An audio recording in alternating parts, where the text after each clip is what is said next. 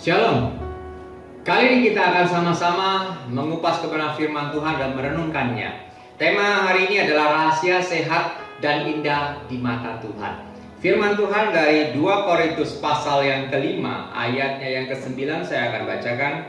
Sebab itu juga kami berusaha, baik kami diam di dalam tubuh ini maupun kami diam di luarnya, supaya kami berkenan kepadanya, kepada Tuhan. Baik, jadi malam hari kita dipertanyakan, apakah kita ingin menyenangkan manusia atau menyenangkan hati Tuhan? Mana yang lebih penting hari ini? Kalau kita membaca di dalam Galatia 1 ayat 10, dikatakan firman Tuhan, jadi bagaimana sekarang? Adakah ku cari kesukaan manusia atau kesukaan Allah? Adakah ku coba berkenan kepada manusia? Sekiranya aku masih mau mencoba berkenan kepada manusia, maka aku bukanlah hamba Kristus. Nah, sangat menarik sekali kalau kita mengamati hari ini dalam kondisi pandemi, maka orang lebih suka bicara tentang hal duniawi. Orang lebih suka bicara tentang kesehatan, orang lebih suka bicara tentang perkara-perkara bagaimana kelangsungan bisnis, bagaimana bisa menghidupi hidup ini di tengah kondisi yang sulit ini. Orang tidak terlampau tertarik atau tidak menjadi fokus ketika berbicara tentang masalah rohani. Orang kami di lockdown, ya sudahlah, yang lebih penting bagaimana kita ngurusin perut kita, bagaimana kita bisa beli makanan lalu kita bisa makan. Jadi kesehatan tubuh kita menjadi nomor 1 hari ini dibandingkan kesehatan yang lain. Benarkah demikian? Saudara sekalian dikasih Tuhan, penting sekali kita melihat bahwa di dalam Matius 4 ayat 4 sudah dikatakan bahwa firman yang keluar dari mulut Allah itu penting. Itu adalah asupan gizi nomor 1 ketika kita bicara bukan hanya kehidupan di dalam dunia ini, tapi kita bicara adalah bagaimana kelanjutan setelah Tuhan panggil kita pulang. Nah, ketika bicara tentang Tuhan panggil kita pulang, itu bicara tentang kehidupan yang bukan umur 70 atau 80 tahun, tapi bicara kepada satu titik di mana titik itu tidak pernah ada akhirannya karena dia kekal sifatnya selama-lamanya. Oleh karena itu kalau kita berpikir baik-baik, maka kesehatan yang paling utama itu adalah kesehatan rohani kita. Ketika rohani kita sehat, maka Tuhan melengkapinya. Bukankah Tuhan berjanji bahwa bunga di padang, burung di udara dia pelihara? Kalau kita memiliki kesehatan rohani yang baik, maka kita punya emosional yang sangat baik. Kita bisa meredam emosi kita. Kita bisa berpikir dengan tajam. Kita bisa berpikir dengan bijaksana sebagaimana Raja Salomo memintakan kepada Tuhan. Dan hal yang sama kita bisa mintakan kepada Tuhan Allah agar kita diberikan kebijaksanaan. Dan ketika kita melihat saudara-saudara kita yang susah hari ini, meskipun mungkin saja kita kondisi hari ini tidak kondisi yang baik, yang sulit, tetapi Tuhan memberikan kita sense, Tuhan memberikan kita kasih Kristus itulah yang memampukan kita memberi sebagaimana wanita yang tidak memiliki apa-apa. Dia hanya memberikan seberapa uang yang dimiliki dibandingkan dengan orang kaya yang mampu memberi secara materi. Tetapi Tuhan memperhitungkan seorang wanita janda ini yang memberi dengan tidak seberapa. Hari ini apa yang kita sampaikan ini membuktikan bahwa kita memiliki kesehatan yang baik secara khusus di bidang rohani.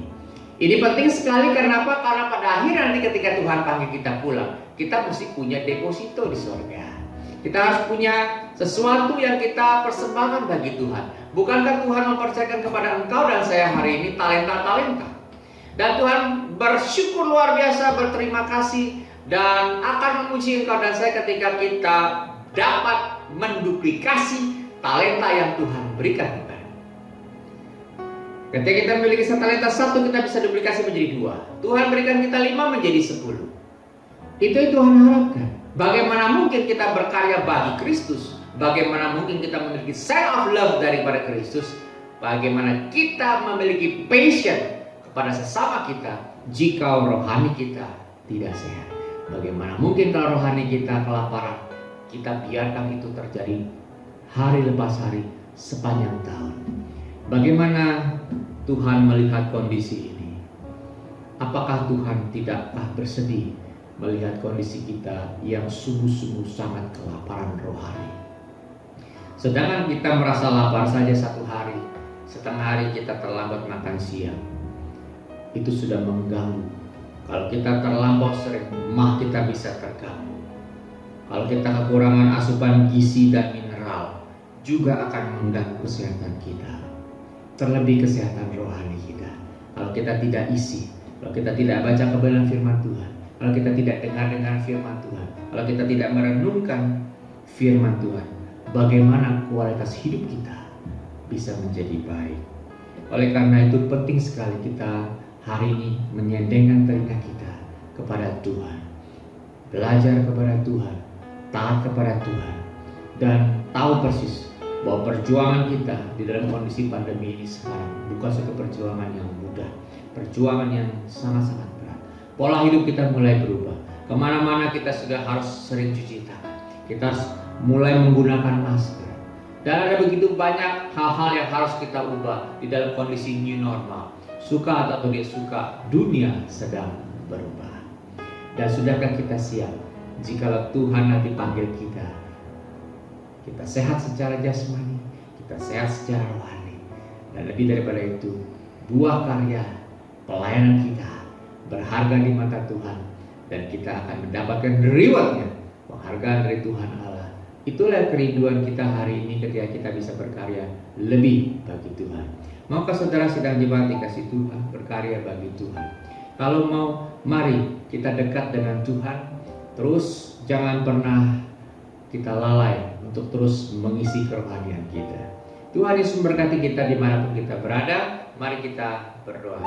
Bapa yang surga, terima kasih Tuhan untuk kesempatan yang indah kami boleh diperdengarkan dan kami boleh merenungkan firman Tuhan.